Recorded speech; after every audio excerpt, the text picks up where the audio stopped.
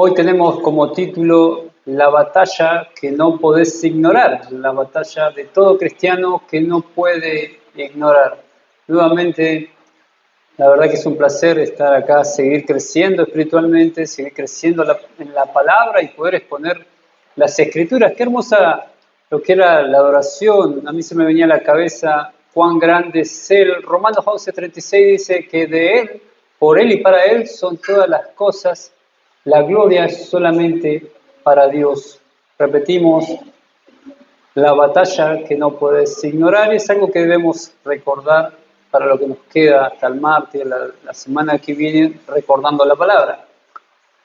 La Escritura enseña, como para dar una pequeña introducción, la Escritura enseña que luego del pecado de Adán y Eva, toda esta generación que nació en pecado.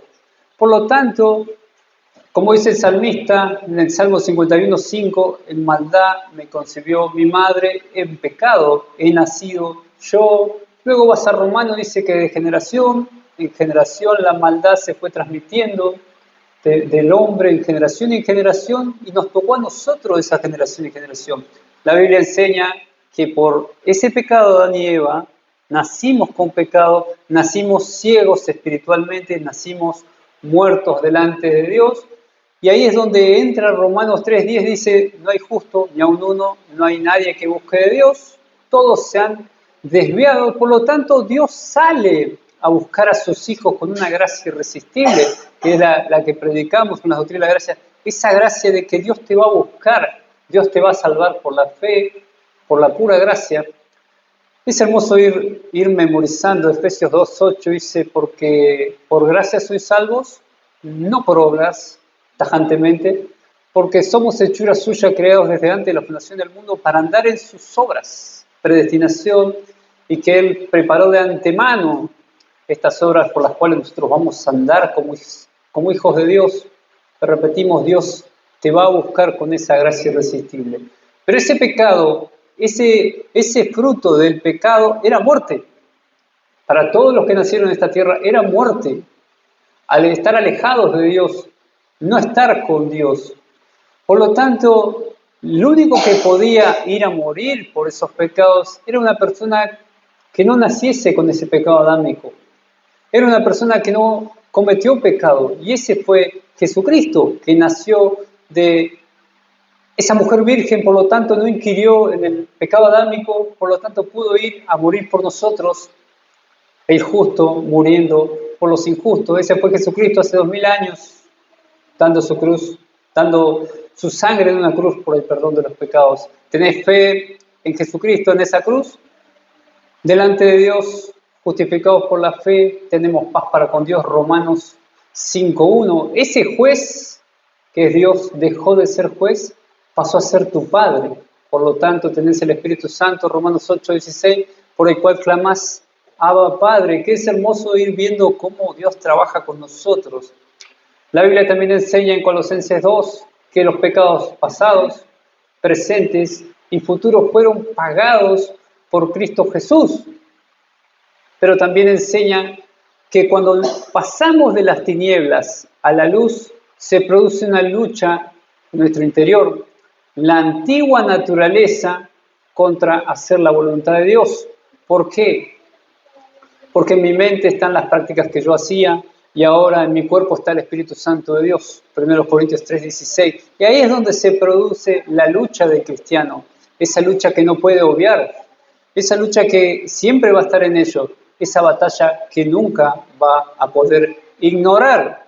Entonces, volvemos, repetimos que la diferencia del cristiano con un no cristiano es que tiene el Espíritu Santo de Dios. Romanos 8:9. El que tiene el Espíritu es de Cristo. El que no tiene el Espíritu no es de Cristo, y es tajante las Escrituras diciendo que la diferencia es esa. El cristiano tiene el Espíritu Santo, el no cristiano no tiene el Espíritu Santo, por lo tanto el no cristiano practica las cosas del mundo porque no hay una renovación, no hay una lucha, él sigue en su camino normal, total, no tiene esa lucha interna, por lo tanto peca y no tiene problemas de conciencia al producir pecado. Repetimos, el cristiano tiene una lucha interna por hacer la voluntad de Dios por el Espíritu Santo o hacer la voluntad que está en sus miembros, que viene a través de la mente, que los lleva a pecar, que también está en Romanos 7:15. Vamos a 2 de Timoteo, capítulo 1, versículos 6 al 8.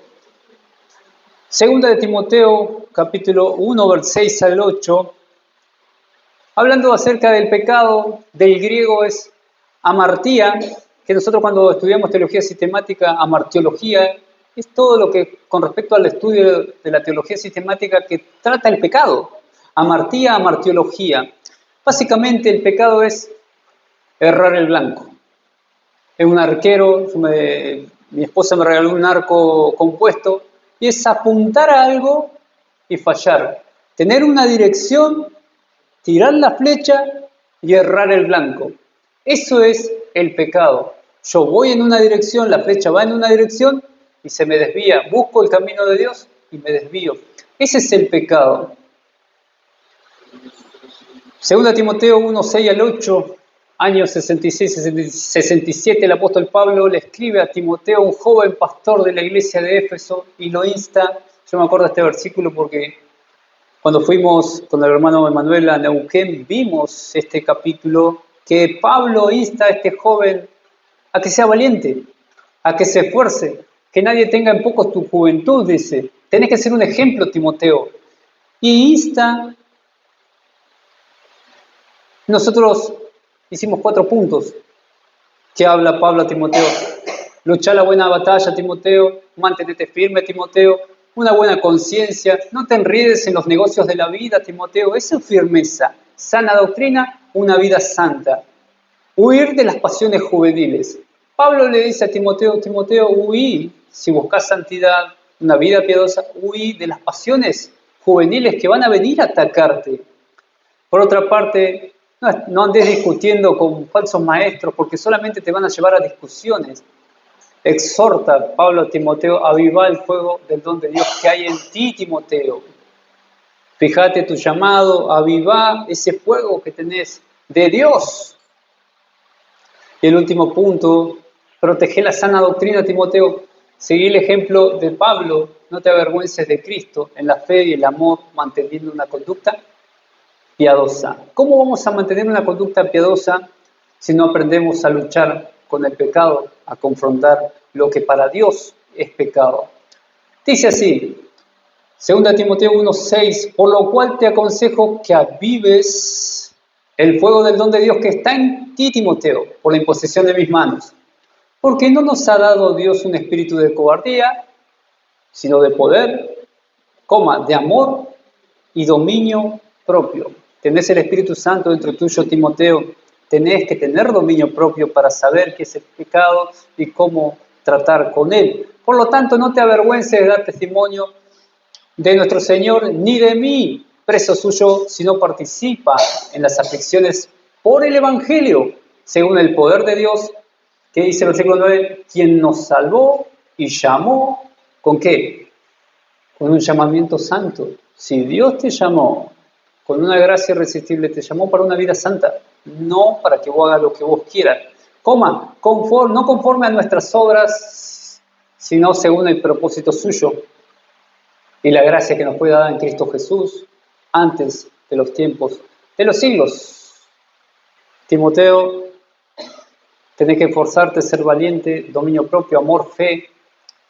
Cuando una persona no lucha contra el pecado, esta persona deja de predicar abiertamente, porque su conciencia sabe que está siendo hipócrita delante de Dios. Como no luchó con el pecado, deja a otro que vaya.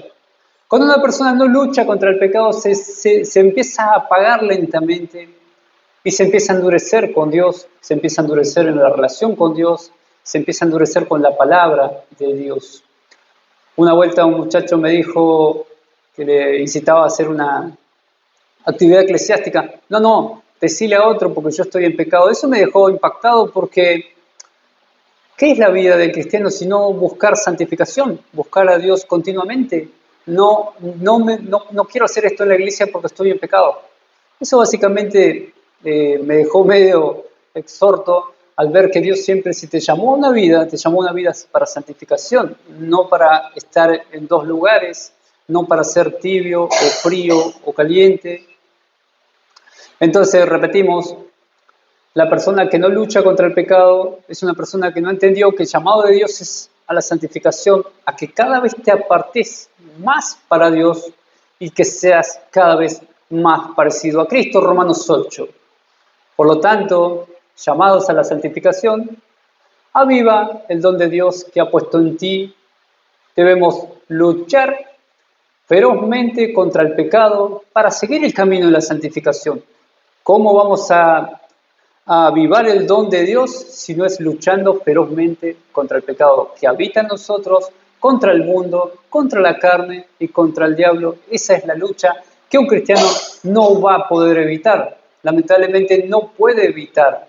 Y hoy quiero que veamos tres cosas que vamos a tener en cuenta, tres cosas y luego tres cosas más que son importantes en cuanto a la vida de un cristiano y la lucha contra el pecado. Había un teólogo que tenía muchos años en el Evangelio, conoció la gracia y él produjo un método para luchar contra el pecado.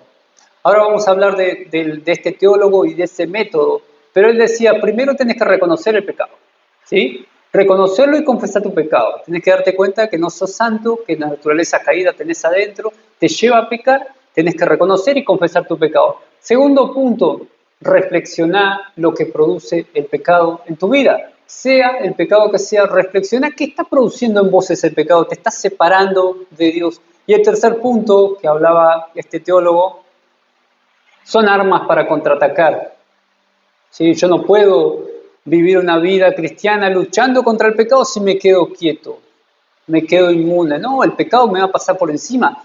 Tengo que contraatacar. Primera de Juan, capítulo 1, versículo 9, dice así, reconociendo el pecado y confesándolo. Si confesamos nuestros pecados, ¿qué dice? Él es fiel y justo para perdonar nuestros pecados y limpiarnos de toda maldad. Confesión de nuestros pecados a Dios intermedio de Jesucristo, que es nuestro abogado. Proverbios 28:13. Meditar en la gravedad que produce el pecado en los hijos de Dios. El que encubre sus pecados. Yo no podía dejar de lado este versículo que es, cada vez que pase algo, acordate. El que encubre sus pecados, el que dice, yo voy a dejar mis pecados debajo de la alfombra, total, nadie me ve. El que encubre sus pecados no va a prosperar. Mas el que los confiesa, ¿y qué más?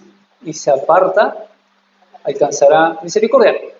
Confesar, meditar, apartarte del pecado, vas a alcanzar la misericordia. Y el tercer punto, ¿cómo contraatacamos al pecado? Salmos 119, versículo 11, que básicamente contraatacar el pecado es llenarte de la palabra de Dios. En mi corazón he guardado tus dichos, en mi corazón he guardado tu palabra, en mi corazón he guardado tus doctrinas, tus versículos, para no pecar contra ti. Básicamente, la lucha del cristiano es palabra de Dios contra los pecados que vienen a la mente. Envidia, lo que sea, mentir, chismerío, lo que venga que es pecado delante de Dios, ¿cómo lo voy a contraatacar? Con palabra. Para eso es necesario que yo llene mi mente de la palabra de Dios. Entonces, podemos seguir hablando un montón de versículos que te llevan a reconocer, reflexionar y contraatacar. Pero si hay una persona que habla acerca del pecado y transformó millones de vidas, fue un teólogo en el siglo XVIII. Luego del siglo XVI, de Martín Lutero, haciendo la Reforma Protestante con sus 95 tesis en la Catedral de Wittenberg, en el siglo XVIII se produjo el Gran Avivamiento. Esto es historia del cristianismo. Siglo XVIII. Hubieron dos personas, que fue George Whitefield y John Wesley. Estas dos personas eran dos monstruos de la teología. Estas personas produjeron el movimiento religioso más grande del siglo XVIII. Y para sorpresa, uno era calvinista, que era Whitefield, y el otro Wesley, que era arminiano. Una iglesia reformada, una iglesia calvinista, una iglesia pentecostal es una iglesia arminiana, pero las dos posturas teológicas en el gran avivamiento del siglo XVIII. Es algo hermoso entender cómo trabaja Dios con diferentes personas, diferentes posturas teológicas. Mucha gente intentó hacer discutir a Wesley con Whitefield, porque uno calvinista y otro arminiano, y le hicieron una pregunta a Whitefield, le dijeron, ¿vas a ver a Wesley en el cielo? Y él dijo, no. Hubo un silencio y él dijo, no, porque él va a estar delante de mí en el trono de Dios y el resplandor del Cordero no me va a dejar verlo, pero él va a estar conmigo en el cielo. Podemos tener diferentes posturas teológicas, pero somos salvos por la fe en Cristo Jesús.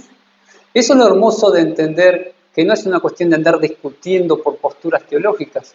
La salvación es vida eterna en Cristo Jesús. Entonces, es hermoso conocer la historia porque te ayuda a no repetir la historia. Y Wesley, en el año 1738, era una persona que dominaba las escrituras de una manera sorprendente, matemática, hebreo, griego, capítulos, versículos enteros, te citaba a los padres de la iglesia, de una manera teológica, de una manera matemática. Es hermoso cómo Dios va trabajando con la gente y lo lleva a través de la palabra para hacer los grandes movimientos. Y esta persona iba en un barco a Georgia y vino una tormenta y el barco se empezó a mover por la tormenta y parecía que se iba a hundir y vino un temor sobre él de que iba a morir. Mientras tanto miraba un grupo de hermanos que ellos estaban cantando, alabando al Señor mientras él tenía miedo de morir. Estos moravos, que era un grupo de cristianos que seguían a John Hus, se acercó uno y le preguntó, ¿sos cristiano? Ahí fue cuando él entendió y dudó de su fe. Entendió que ese temor a morir es que no había conocido la gracia del Señor. Él seguía descansando en sus obras, que iba a predicar para un lado, para el otro, a enseñar, pero no había conocido la gracia del Señor. Pero la conoció cuando vino el miedo a morir. Él no era justificado en Dios hasta no conocer la gracia y la salvación. Y eso produjo, a mí me gustó anotarlo, porque fue la noche del 24 de mayo que Wesley asistió a una gala en una reunión de la sociedad religiosa en Aldersgate. Dice que él no iba a ir, pero fue de mala gana, y cuando Dios te va a buscar con su gracia, te va a ir a buscar igual. Y dice que él experimentó la salvación y me gustó, dice, está escrito en sus palabras, dice, sentí mi corazón extrañamente reconfortado. Sentí que confiaba en Cristo, solo Cristo, para salvación, y me fue dada la seguridad que me había quitado mis pecados, dice, aún míos, y que me había librado de la ley del pecado y de la muerte. Sentís ese confort de la salvación en Cristo Jesús, que murió por vos en esa cruz. Eso fue lo que sintió Wesley con tanta teología, con tanto que tenía. Hermoso lo que sintió, porque él de una vida legalista pasó a una vida de un contexto de vivir en la gracia del cristianismo a una santificación continua. La perseverancia de los santos se fue vista en él. Era terrible, genio de la teología, pero era legalista y pasó a una santificación constante cuando entendió la gracia del Evangelio. Él buscaba en las Escrituras algo que no viene solamente en leer y enseñar, sino es la gracia y el poder de salvación que está en Cristo Jesús. Ese es el favor de Dios. Pero bueno, Wesley fue el creador del metodismo. El metodismo es muy grande, estudiaba las Escrituras. Él lo hacía de una manera teológica para poder argumentar a otras personas. Pero cuando conoció el Evangelio, su vida fue tan transformada, de manera tan grande, que fomentó la cultura de la responsabilidad social, la responsabilidad moral, transformó la sociedad inglesa, renovación religiosa, británica y de Estados Unidos. Fíjese qué grande lo que produjo esta persona cuando conoció la gracia de Dios. Escuelas públicas para niños en Inglaterra, la abolición de la esclavitud, predicación al aire libre de las masas. ¿Por qué? Porque la iglesia en ese momento solamente iba a clase media y a clase alta, y Wesley iba a los mineros, iba a los obreros, y solamente le decía Lucas 5:32, Jesucristo ha venido por los injustos para llevarlos al arrepentimiento, y eso cambió la vida de miles de personas con ese versículo, llevándolo a donde la iglesia no iba. Hubo algo que me quedó retumbando, que está muy bueno de conocerlo y entenderlo, en la vivencia eclesiástica, que cuando se le acercaba una persona a Wesley y le decía, yo quiero predicar el Evangelio, Wesley le hacía 2 preguntas. ¿Se ha convertido gente en tu predicación? Y la segunda pregunta que le decía, ¿se han enojado con vos? Si esas 2 respuestas eran negativas, Wesley le decía, mira, podés trabajar en la iglesia, pero podés hacer otra actividad eclesiástica. Porque si el Espíritu Santo, que es el que redarguye la palabra, o la gente se convierte, o la gente se te va a enojar. Pero eso es lo que hace el Espíritu Santo mediante la palabra. Convierte a la gente, o la gente solamente se te va a enojar. Esos son los frutos del Espíritu Santo que redarguye, exhorta a través de la palabra. Pero bueno, esta persona hizo el terrible movimiento religioso, entendiendo una cosa. Él entendió que si nosotros somos cristianos y dejamos de lado la lucha interna entre la naturaleza pecaminosa y hacer la voluntad de Dios, nunca vamos a avanzar. Nunca vamos a conocer la voluntad de Dios, ni vamos a impactar a nadie, porque somos igual que ellos.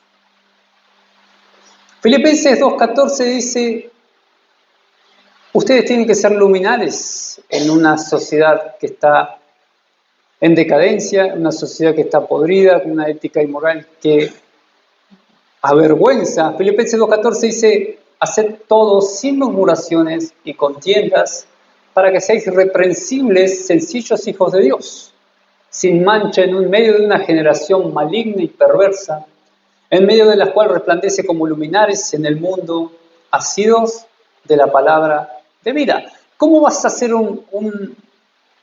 una luz si no solamente con la palabra de Dios? Asidos de la palabra de Dios. Vamos a Romanos 6. Romanos 6, versículo 20 al 23. Romanos 6, le dejo la última perlita de la historia de Wesley. La madre de Wesley, Susana de Wesley, menor de 25 hijos, ella educó a sus hijos desde los 5 años, ya sabían, ellos tenían que aprender a leer y a escribir. 5 años, escribían libros solamente para sus hijos. Y esto produjo lo que sucedió con Wesley. Ella orando y enseñando a sus hijos en el temor a Jehová. Un padre es importante, pero la vida de una madre transforma la vida futura de los hijos. Cuando Susana de Wesley se ponía su delantal en su cabeza, se ponía a orar con el Dios creador de los cielos y de la tierra, nadie le decía nada porque la dejaba orar. Ella la dejaba nomás de orar. Y ella decía, apenas tu hijo comienza a hablar, tiene que empezar a orar. Yo me pregunto, como madre, ¿cómo estamos enseñando a nuestros hijos? Susana de Wesley es un ejemplo hermoso de cómo cambias la vida de tus hijos, los movimientos que hacen. Pero bueno, Romanos 6. Wesley con su método cambió generaciones. Wesley con su método sobrevivió 50 años en la predicación contra el pecado. Repito, él decía, si vos vas a luchar contra el pecado, no puedes dejar tu mente en blanco. Tenés que llenarla de la palabra de Dios. Esas son tus únicas armas. Cuando venga la ira, el enojo, la envidia, el perdón, cuando venga, ¿con qué vas a luchar contra ese pecado? Si tenés tu mente vacía, tus emociones van a salir. Y va a salir la lucha interna. Ese pecado va a salir. La lucha con la naturaleza no va a salir la palabra de Dios si yo no la tengo. Esa es la lucha que Wesley te dice, tenés que memorizar la palabra. Si yo pregunto cuántos versículos tenemos memorizados cada uno de nosotros para vivir esta vida, ¿cuántos tenemos? Esas son las armas que Dios te da. Eso está en Efesios 6, la lucha contra el pecado está en la mente. Nunca vamos a crecer si no memorizamos versículos, si no los ponemos en práctica. Romanos 6:20, el apóstol Pablo vuelve a los romanos y le dice del capítulo 1 al capítulo 5, le dice justificado. La justificación de Dios para con el cristiano es solamente por la fe. ¿Sí? Justificados por la fe, tenemos paz para con Dios. Perfecto, Martín. Creo en el sacrificio de Cristo por la fe. creo solamente, repito, por la pura fe que Jesucristo murió por mis pecados, perfecto, soy justificado delante de Dios. ¿Y ahora qué? Por cuanto eres esclavo del pecado, eras libre de la gracia. El apóstol Pablo te dice, antes de que Dios te vaya a buscar, vos eras un esclavo del pecado. Vos no conocías la justicia de Dios, por lo tanto caminabas y practicabas el pecado. Versículo 20, cuando eras esclavo del pecado, eras libre acerca de la justicia. No conocías a Cristo, no conocías que hay salvación en Cristo Jesús. Pero ¿qué fruto tenías de aquellas cosas las cuales ahora os avergonzáis? Yo digo, a ver, Martín, ¿qué fruto tenías de andar de joda, borrachera, o fumar, o hacer esto, o hacer lo otro? Que el hermano Diego habló de cosas que hacen a veces los cristianos que los lleva a un libertinaje y se alejan cada vez más de Dios. ¿Qué fruto tenés de esas cosas que ahora te avergonzás? Pero el fin de ellas es muerte, mas ahora habéis sido libertados del pecado y hechos siervos de Dios. Si Dios te salvó, ¿cuál es tu dirección? Tenés por fruto la santificación. El fruto de un cristiano, santificación. Yo hoy decía, voy a tratar de ser lo más legalista posible en el sentido de que uno expone la palabra, ya las emociones que actúan sobre nosotros cuando escuchamos la palabra, ya es algo más personal. Pero la palabra dice esto, la dirección, si Dios te rescató cuando estabas muerto en delito del pecado, es para que seas cada vez más como Cristo y te acerques cada vez más a Dios. Y como fin, la vida eterna. Si Dios te salvó para ser santo, para darte vida eterna.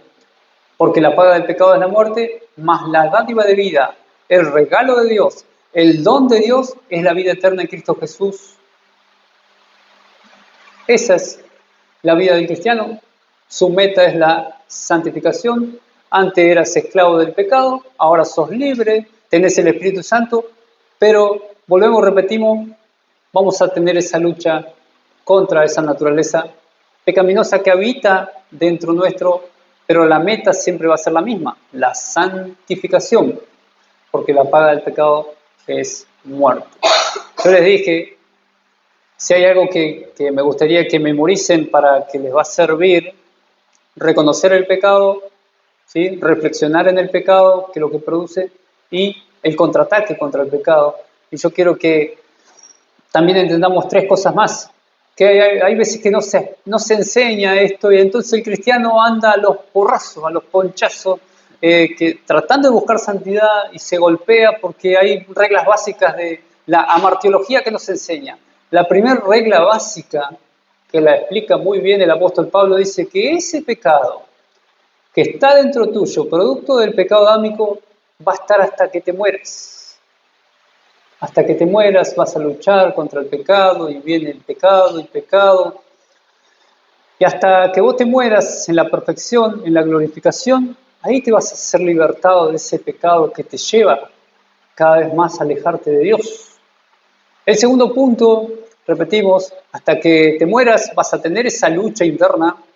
El segundo punto es que no existen disciplinas eclesiásticas para poder vencer ese pecado en su totalidad. Si vos te pones a buscar en YouTube, en cualquier lado, ¿cómo vencer esto? ¿Cómo vencer lo otro? ¿Cómo hacer así? ¿Cómo hacer así? Disciplinas eclesiásticas, tenés que golpearte. Estaba viendo un grupo de jóvenes que pasaban por las brasas a pie, con los pies descalzos. Disciplinas eclesiásticas que ellos, cuando la Biblia te dice que no existe ninguna disciplina eclesiástica que te va a quitar ese pecado en su totalidad. Lo que vamos a hacer es aminorizar eso, que la lucha no sea tan grande, pero eso va a estar ahí siempre dentro tuyo, queriendo hacerte caer, queriendo que te corras del camino del Evangelio. Vas a leer la Biblia, vas a orar, vas a tomar la cena del Señor, te vas a congregar, vas a estar con hermanos maduros, todo, pero eso siempre va a estar ahí tratando de hacerte caer. Esa es la vida del cristiano. Y el tercer punto, como entendimos esos dos, hay una palabra que se utiliza mucho ahora, que es la resiliencia. Van a venir pruebas, tentaciones, aflicciones, y tentaciones y un montón de cosas, y ahí está el cristiano que va y que va y que va y que va y que soporta la aflicción, la tentación, soporta todo. Ese es porque el Espíritu Santo está morando en él. Esa es la quinta doctrina de la gracia, que es la perseverancia de los santos. Un versículo que yo siempre repito, Hebreos 10, nosotros no somos como los que retroceden para perdición, sino los que tienen fe para preservación del alma. Ese es un cristiano. Pero esa lucha interna, si tenés esa lucha interna, quiere decir que estás vivo espiritualmente. Si no tenés esa lucha interna contra el diablo, contra el mundo, contra el pecado, no me gustaría estar en tus zapatos y buscaría al Señor y su palabra, porque su palabra, hay un versículo que muchos utilizan, Apocalipsis 3:20, yo estoy a la puerta, aquí llamo, el que abriere, dice, pero Apocalipsis está hablando a la iglesia de la Odisea y le dice, tenés que revivir espiritualmente, tenés que volver espiritualmente. No es un llamado como hacen los predicadores, vení y recibí a Cristo, no. Recupera tu vida espiritual, le dice Cristo a la iglesia de la Odisea. No fue lindo lo que le dijo. Entonces, ¿estarás avivando el don de Dios en la lucha contra el pecado? Puntos a tener en cuenta de una lucha contra el pecado, que es algo que es básico en el cristianismo. La oración pública y privada, ¿sí? Oración en tu habitación, la oración cuando vas caminando, cuando estás trabajando, cuando estás haciendo esto, cuando estás haciendo lo otro. La oración pública, orando por una persona en la iglesia, ya sea donde sea, la oración pública. El estudio de las Escrituras, la Santa Cena, el ayuno, la abstinencia, las reuniones sociales que te ayudan a rendir cuentas. Si yo no tengo a quien rendirle cuenta de lo que yo estoy haciendo delante de Dios, yo soy como un llanero solitario que nadie me puede decir nada. Para mí yo estoy bien, pero para eso Dios dejó hermanos piadosos, hermanas piadosas, donde podemos ir a pedir ayuda, donde podemos pedir consejos, pero sí es muy necesario que en la comunión de los hermanos nos ayudemos los unos a los otros. Vamos a 2 Corintios 13:5. Repetimos, Wesley decía, la única manera de vencer el pecado es cargando tu mente de la palabra de Dios. Reconocer tu pecado, reflexionar qué produce y las armas contra ella. Y para reconocer el pecado, el apóstol Pablo habla y dice, 2 Corintios 13:5, examinaos a vosotros mismos, si estás en la fe. A ver, ¿qué frutos tenés como cristiano? ¿Te podés examinar vos mismo a ver si estoy produciendo frutos del Espíritu Santo o qué estoy produciendo? Examinate, probaos a vosotros mismos. ¿O no os conocéis a vosotros mismos? Pablo le dice, ¿qué no te conocés? ¿Qué haces en lo privado? ¿Qué haces cuando estás con la gente? ¿Qué no te conoces? ¿Qué estás haciendo? Que Jesucristo está en vosotros a menos de que estés reprobado. Examinate. Y examinarse es reconocer, condenar y resistir nuestros pecados. Básicamente es crecer en el carácter de Cristo. ¿Está creciendo tu carácter para ser cada vez más como Cristo? Es porque la lucha contra el pecado es firme y la meta es la santificación, parecerme cada vez más a Cristo. Y hay algo básico, que la santificación de un cristiano está directamente proporcional a la lucha que tenemos contra el pecado. Es directamente proporcional a cuánto yo lucho contra el pecado. Yo voy a crecer mientras más lucho con el pecado, mientras más memorizo la palabra, mientras más me alejo de las cosas que me quieren hacer pecar. Entonces, tenemos que ser conscientes de nuestra maldad. El apóstol Pablo dice, examínense ustedes si están en la fe por lo que están haciendo. ¿Qué va a pasar cuando te agravien? No te perdonan, amargura, raíz de amargura, pecado, no quiero perdonar, soberbia, egoísmo, altivez, envidia, lascivia, de todo. ¿Qué va a pasar en ese momento? Debemos reconocer que tenemos pecado, que no somos santos y esa antigua naturaleza quiere salir. esa lucha está en nosotros. Martín, ¿qué es el pecado? Básicamente es todo lo que Dios no aprueba en su palabra. Eso es pecado, desde un asesinato, un robo, una raíz de amargura, celo, contiendas, mirar a una mujer con deseo, lujuria ya es adulterio. Pecado delante de Dios. ¿Qué pasa cuando yo no estoy seguro si es pecado delante de Dios? La gente siempre dice, puedo comer morcilla, me puedo encremar, puedo tomar vino, puedo tomar cerveza, puedo donar mis órganos, puedo hacer esto, puedo salir del boliche. Todo lo que hacemos con nuestro cuerpo y no estoy seguro si es pecado delante de Dios. Romanos capítulo 14, el apóstol Pablo explica eso. El apóstol Pablo explica que todo es una cuestión de conciencia. Tu conocimiento te va a llevar a luchar contra el pecado o tu desconocimiento te va a llevar a pecar. El apóstol Pablo dice, si una persona está consumiendo algo y para esa persona es pecado, no lo hagas delante de él porque lo vas a hacer caer. Dice, tú tienes fe, tenla para contigo delante de Dios. La fe que vos tenés, la conciencia es para vos y Dios. El resto es otra cosa. Bienaventurado el que no se condena a sí mismo. Volvemos y repetimos, vivimos en la ley del amor en Cristo Jesús, por lo tanto no vivimos bajo rudimentos de la ley, hace esto, hace lo otro, acá y allá, sino vivimos por la ley de la fe en Cristo Jesús. Si hay una cosa que yo no estoy seguro y para mí es pecado, no lo hagas. ¿Por qué no lo voy a hacer? Porque el que duda sobre lo que come es condenado porque no lo hace con fe. Y Pablo dice, y todo lo que yo tengo dudas si es pecado o no, todo lo que no proviene de la fe es pecado. Entonces, si vos no estás seguro de algo que estás haciendo, no lo hagas, porque te estás autosaboteando tu conciencia. Y eso es algo muy interesante de comprender, porque se van a empezar a ir todas esas preguntas que tenemos, si podemos hacer esto, podemos hacer lo otro. Vamos a Jeremías 2:11 al 13, cuando reflexionamos del pecado. Primero reconocimos el pecado, que es pecado, confesamos, ahora reflexionamos acerca del pecado. Jeremías 2, del 11 al 13, muy conocido también. ¿Qué había sucedido? En el Antiguo Testamento el pueblo de Dios dejó de lado a Dios, se hizo sus propios ídolos. Entonces Jeremías arranca y pregunta, dice, ¿acaso alguna nación ha cambiado sus dioses, aunque ellos no son dioses? A veces nosotros cambiamos a Dios por nuestro pecado. ¿Acaso alguna nación ha cambiado sus dioses, aunque ellos no son dioses? Sin embargo, mi pueblo ha trocado su gloria.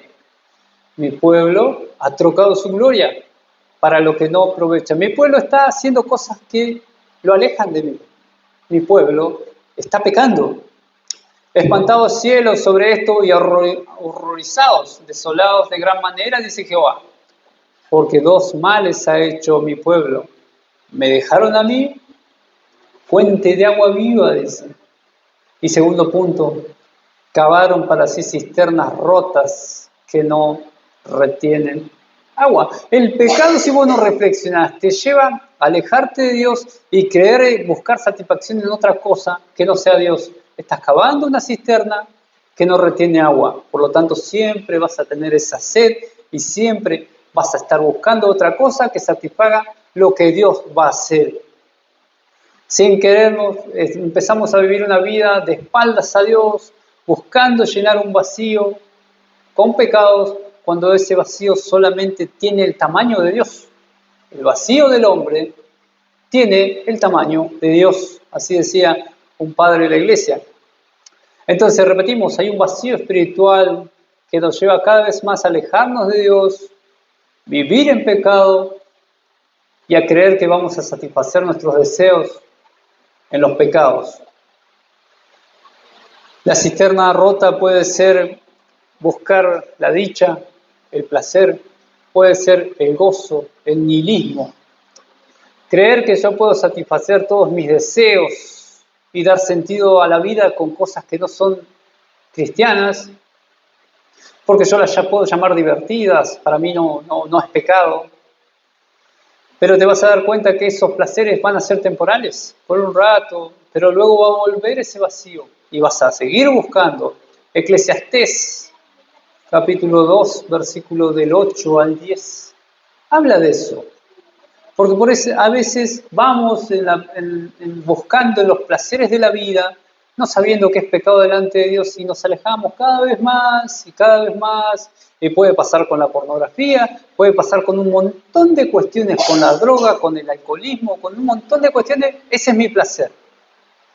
Pero eso siempre te va a dejar vacío. Siempre voy buscando el placer. Eclesiastés, Dios mediante está preparando algo sobre Eclesiastés, porque Eclesiastés te cambia la vida, Eclesiastés te cambia la visión de cómo vivir. Es algo hermoso.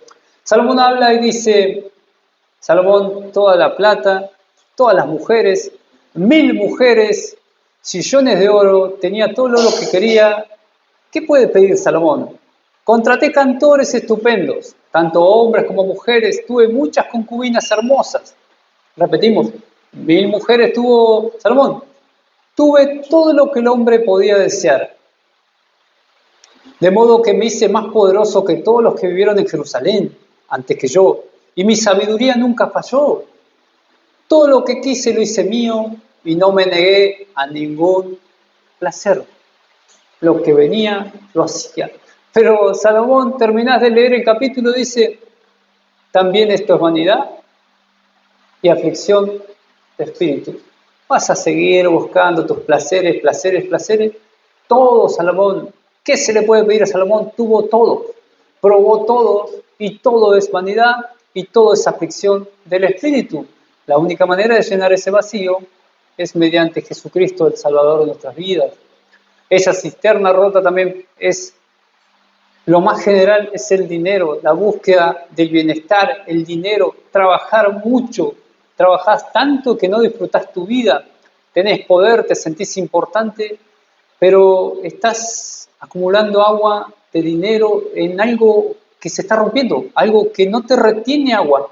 Nos creemos genios, tenemos un orgullo de lo que hemos logrado, de dónde somos, qué tenemos. Pero Jesús dijo, absteneos de toda avaricia, porque la vida del hombre no consiste en la abundancia de los bienes que posee. La vida del hombre no está en lo que posee, Lucas 12:15. Y vamos y seguimos viendo cómo seguimos cavando cisternas, hacemos un pozo como hacíamos los hebreos y echaban agua y esa agua se iba. Ese vacío siempre se va a ir cuando yo busco los placeres, cuando yo busco el dinero. Trabajamos, almacenamos, seguimos trabajando, seguimos almacenando. Y pensamos que cuando almacenemos demasiado vamos a descansar. Por eso me encanta Eclesiastés, porque Eclesiastés te estaciona acá, en el presente. No que lo que yo voy a tener, por lo tanto me voy a desgastar viviendo, trabajando, ni lo que pasó. No. Eclesiastés te dice todo lo bueno, todo lo malo viene de Dios. Disfruta tu vida. Y en Eclesiastés 5, versículo 10. Aquella persona que tenía todo el oro del mundo. ¿Qué le podemos pedir a Salomón? Todo el oro del mundo. El hombre se sentaba sobre sillones de oro. El que ama el dinero no se saciará de dinero. Vas a querer cada vez más dinero y no disfrutar lo poco que tenés. El que ama la abundancia no se saciará de ganancias. También esto es vanidad. También esto es cavar fosas donde el agua se te va a ir. Cuando aumenten los bienes, aumentan también los que lo consumen. Me hago cada vez más grande, mi empresa se hace cada vez más grande, voy a necesitar más y más y más. Y el dinero, el proverbio dice, le van a salir alas y se van a ir. Y nunca disfrutaste nada. Así que, ¿cuál es la ventaja para sus dueños? Sino que solamente ven con sus ojos. Dice. Dulce es el sueño del trabajador, coma mucho, coma poco, pero la hartura del rico no lo va a dejar dormir. Esa es la bendición de Dios. Come mucho, come poco, trabajar. Pero el que tiene mucho, a veces la hartura de lo que tiene no lo deja ni dormir. Pero nosotros tenemos la bendición de Dios. Apocalipsis 21:6 dice, al que tuviera sed, yo le daré gratuitamente de la fuente de agua viva. Jesucristo es la fuente. Él es la peña de Oreb, que escuchamos siempre. Él es la peña de Oreb, donde sale el agua viva. Cualquiera que bebiere de esta agua volverá a tener sed. Juan 4, Jesús y la samaritana. Cualquiera que bebiere de esta agua volverá a tener sed, mas el que bebiere del agua que yo le daré no tendrá sed jamás, sino que el agua que yo daré en él una fuente de agua viva, que salte ¿para dónde? Para vida eterna. Juan 4, 14. Vamos finalizando, pero reflexionamos que cavar cisternas donde el agua se va a ir es en vano. Entonces, nuestra confianza siempre tiene que estar en vivir la vida en Cristo Jesús. No en el dinero, no en el placer. Eso es parte del enfoque de una persona que no lucha contra el pecado, se va a enfocar en otras cosas. Por lo tanto, tenemos la reflexión de que debemos buscar a Dios. El contraataque. Marcos 7, 21 y 22. El pecado, ¿de dónde se va a originar siempre? El pecado siempre se origina en la mente. Entonces, ¿cómo debemos contraatacar ese pecado que se origina en la mente? Con versículos que alineen los mandamientos de Dios a lo que yo voy a hacer. Ese es el contraataque. Marcos 7, 21. Soberbia. ¿Qué va a pasar cuando venga la soberbia a tu vida? La soberbia es considerada la raíz de todo pecado. De ahí es donde nacen todos los pecados. No necesitamos a Dios, yo soy mejor que este, yo tengo mejor esto, tengo mejor lo otro. Marcos 7:21 dice, porque de dentro del corazón de los hombres salen malos pensamientos, fornicaciones, robos, homicidios, adulterios, avaricia, maldades, engaño, sensualidad, envidia, calumnia, orgullo e insensatez. Eso nace, el orgullo, y está en nosotros. Repetimos, el orgullo que nace cuando yo no necesito a Dios, cuando yo puedo con lo que tengo. La ira, reacciones desmedidas, que no me puedo controlar mis emociones, resentimiento acumulado, situaciones de la vida cotidiana, que me cruzaron un auto, me dijeron esto, me dijeron lo otro. Proverbios 29:11, esto hay que memorizarlo. El necio da rienda suelta a su ira, mas el sabio la sosiega, se frena. El necio va y pega y hace esto, hace lo otro. Mas el sabio va a sosegar, va a calmar esa ira. El mismo proverbio, el versículo 29 dice, el que controla su enojo es inteligente. El que se enoja fácilmente es un necio, es una persona necia que no puede controlar su propio cuerpo, sus emociones, va y pega y va y hace esto. Es un necio porque no puede controlar su ira, su enojo. Pero la persona que controla eso, la Biblia dice que es una persona inteligente. Proverbios 14:30, ¿qué va a pasar cuando venga la envidia? Sentí envidia por esto, sentí envidia por aquello, por objetos, por lo que sea. El corazón hace que envidiemos ese pecado. Es desear cosas que tiene otra persona, ya sea material, ya sea lo que sea, hasta una vida espiritual. Pero la envidia, dice Proverbios 14:30, memorizar, cuando venga la envidia, el corazón apacible es vida para la carne, más la envidia es la carcoma a los huesos. Es la carcoma a los huesos, te hace mal la envidia, te trabaja hasta tus huesos. Eso, vos te pones a ver ahora, lo llaman enfermedades psicosomáticas, psicomente, mática, el cuerpo, tu mente te autodestruye. La envidia te autodestruye. Y no es necesario ir a un médico, a un clínico para que te diga eso, a un psiquiatra o un psicólogo. Necesitas ir al proverbio y te vas a dar cuenta de que Dios lo está hablando hace cientos de años, para que lo pongas en práctica. Romanos 13:13, andemos como de día honestamente, no en glotonerías, ni borracheras, ni en lujuria, ni en lascivia, ni en contiendas, ni en envidias, sino vestidos del Señor Jesucristo y no proveáis para los deseos de la carne. Envidia, mentira, orgullo, pereza, es algo que se ve mucho hoy en la estadística. La pereza que te trae las redes sociales es impresionante. Romanos 12:11 no es solamente pereza física, sino también es una pereza espiritual, postergar la oración, postergar el estudio, postergar los estudios bíblicos, postergar los servicios. Hoy no tengo ganas, hoy me quedo, hoy hago esto, hoy hago lo otro. Sigo en pereza. Romanos 12:11 dice, en lo que requiere diligencia, en lo que tenés que ser diligente para crecer espiritualmente, te dice, no seas perezoso, sino que tenés que ser ferviente en el Espíritu sirviendo al Señor.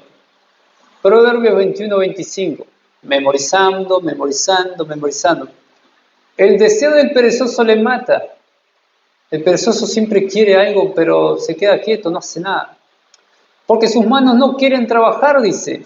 Hay quienes todo el día codician, pero el justo da y no detiene su mano. El perezoso quiere mucho, pero al no hacer nada, va a seguir perezoso y va a seguir queriendo cosas. La pereza te hace caer en un sueño profundo, el alma negligente padecerá hambre. Proverbios 19:15.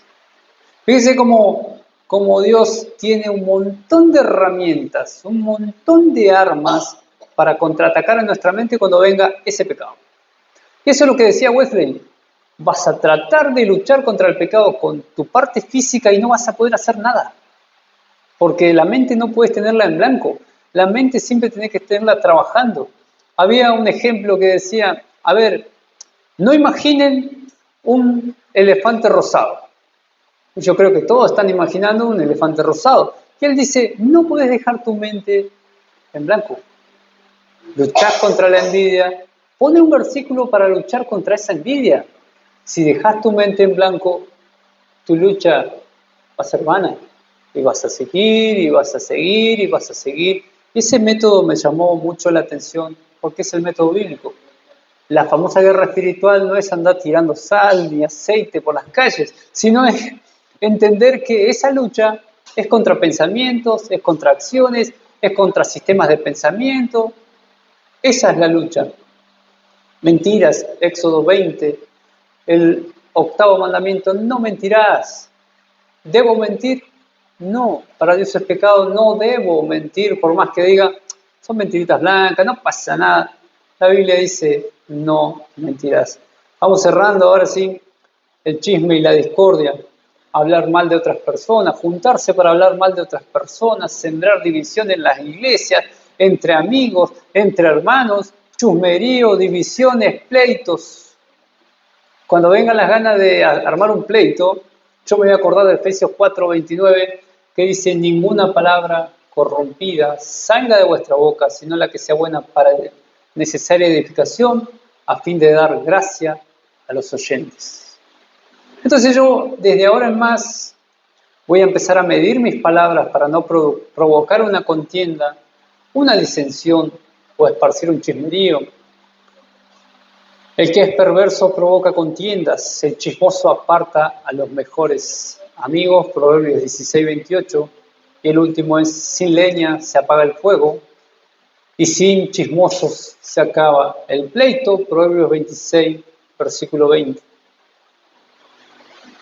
Vemos cómo Dios te da un montón de herramientas para luchar contra eso que te hace caer mal a unas personas, que te hace armar divisiones, que te hace armar pleitos, el juicio, criticando a todo el mundo, ser desagradecido. 1 Tesalonicenses 5:18, ser agradecidos en todo tiempo. ¿Y el hombre qué hace? Es desagradecido por lo que Dios le da. No, la Biblia te dice, tenés que contraatacarlo. Dios te dice, tenés que ser agradecidos en todo tiempo. Eclesiastés 7:14. Para que dejemos de criticar todo lo que viene de Dios. Dice, por cuanto cuando vengan buenos tiempos, gloria a Dios, cuando vengan buenos tiempos, disfrutalos, dice. Pero cuando lleguen los tiempos malos, ponete a pensar que todo viene de Dios. Lo bueno, lo malo, viene de Dios. Y que nunca sabemos lo que nos espera. Viví el presente. Todo lo bueno, todo lo malo viene de Dios. Temor, ansiedad, falta de perdón, Mateo 6.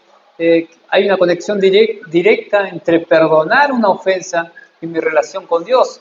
Porque dice, perdonar a los que nos ofenden, así como el Padre nos perdona a nosotros. Una relación directa con Dios si no perdonamos a alguien que nos hace una ofensa. Y yo dije que quiero ser legalista en el sentido de que Mateo 6:14 dice, porque si perdonáis a los hombres sus ofensas, Él os perdonará también vuestro Padre Celestial. Mas si no perdonáis a los hombres sus ofensas, tampoco vuestro Padre os perdonará vuestras ofensas. Hay algo directo para con Dios en el perdón de los pecados. Y soy totalmente legalista en el sentido de decir, tus emociones no te quieren llevar a que perdones, pero tu relación con Dios te dice que tenés que perdonar. No me interesa las ganas, el énfasis. Sí, hay todo un contexto en el cual a veces no queremos perdonar, pero lo que está en juego, lo que está ahí, es la comunión que tengo para con Dios. Y eso es lo que soy legalista en el sentido de que Dios te demanda perdonar. Leíamos con Belén que el perdón es totalmente egoísta. ¿Por qué totalmente egoísta? Porque el perdonar te hace bien a vos. Es un bien para vos. Vas a continuar creciendo espiritualmente. Tenés que perdonar porque eso es un bien para vos. Si no, te vas a llenar de raíces de amargura, vas a tener problemas, discusiones. No quiero ver a esta persona, no me quiero juntar con esta persona, no pasa esto, no pasa... Raíces de amargura. No, yo con esa persona, raíces de amargura porque no aprendiste que tenés que perdonar. Y no es una opción, sino que es un mandamiento de Dios. Terminamos, hermanos, reflexionamos un poquito y entendiendo las tres cosas. La única manera de luchar contra el pecado es confesar nuestros pecados, 1 Juan 1:9, ¿sí? Confesamos nuestros pecados a Dios, reconocemos nuestros pecados. Segundo punto, reflexionamos lo que produce ese pecado que nos separa de Dios. Vicio, plata, placeres, riquezas, te llevan a pecar y te alejan de Dios. Todas esas cosas tenés que reflexionar porque te están alejando cada vez más de Dios. Aviva el don de Dios que está en ti. Tercer punto, no dejes tu mente vacía si vas a crecer espiritualmente. Todos los días voy a memorizar 2 o 3 versículos para la guerra espiritual. Repetimos, nosotros no somos como los que retroceden para perdición, sino los que tienen fe para preservación del alma. No somos vencidos de lo malo, sino que vencemos el mal con el bien. Romanos 12:21. ¿Oramos?